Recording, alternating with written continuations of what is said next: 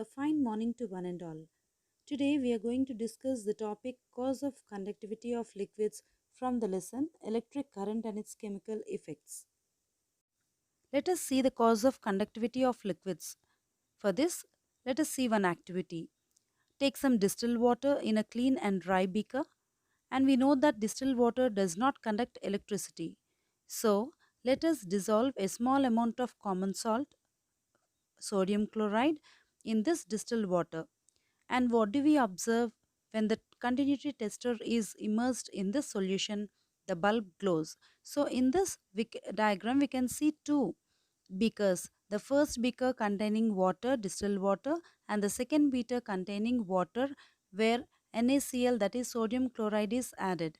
So in the first case the bulb doesn't glow because there are no free movement of ions. But in the second case, because of the free movement of ions, the bulb glows. The electricity is conducted and the bulb glows. So why do the salt, acid or caustic soda make the water more conductive to electricity? Common salt NaCl, it consists of positively charged sodium ions and negatively charged chlorine ions. The water, it breaks sodium chloride into sodium and chlorine ions but also separates these ions. So, the movement of these ions within the solution makes the distilled water more conductive to electricity. So, the flow of electricity in liquids is due to the movement of these ions in them.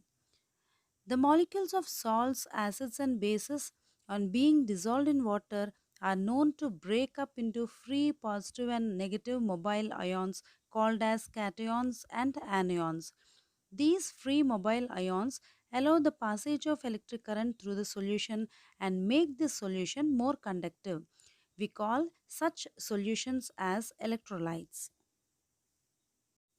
The water soluble compounds are basically divided into electrolytes and non electrolytes.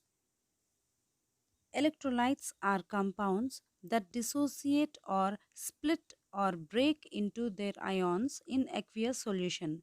For example, when NaCl is added in water, it gets dissociated into its ions, positive ions and negative ions, Na plus and Cl minus.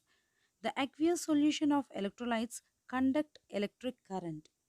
Such compounds are called as electrolytes. Non-electrolytes. Non-electrolytes are the compounds which do not ionize or break or split into its constituent ions, and they will not and exist as molecule in aqueous solution. They will exist as molecule but they do not split into ions. For example, glucose C6H12O6, when it is added to water, it does not dissociate or split into ions. The aqueous solution of non-electrolytes does not conduct electric current.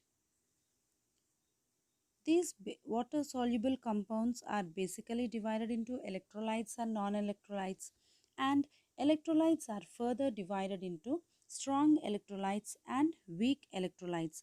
Let us see what are strong electrolytes and weak electrolytes. Strong electrolytes, the electrolytes which dissociate completely or almost completely into ions, are called strong electrolytes. Here, for example, NaCl, when you add to water, the ions will be split completely and the dissociation takes place completely. Such electrolytes are called as strong electrolytes.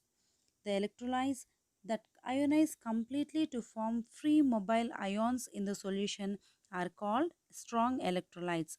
A large number of free mobile ions are available in them to conduct electricity. For example, strong acids, strong soluble bases, and strong salts like sodium chloride, pure sulfuric acid, copper sulfate solution, seawater, nitric acid, copper sulfate solution, sodium chloride, and sulfuric acid. All these come under strong electrolytes. Weak electrolytes. The weak electrolytes which dissociate only slightly in aqueous solution are called weak electrolytes. These electrolytes ionize in only partially to form free mobile ions. Only a small number of free mobile ions are available in them to conduct electricity. For example, ordinary tap water, oxalic acid, carbonic acid, ammonium hydroxide, citric acid, etc. All these come under weak electrolytes. So in this today's class we have seen about the strong and weak electrolytes, and we will be meeting with a new topic. Till then, take care. Bye.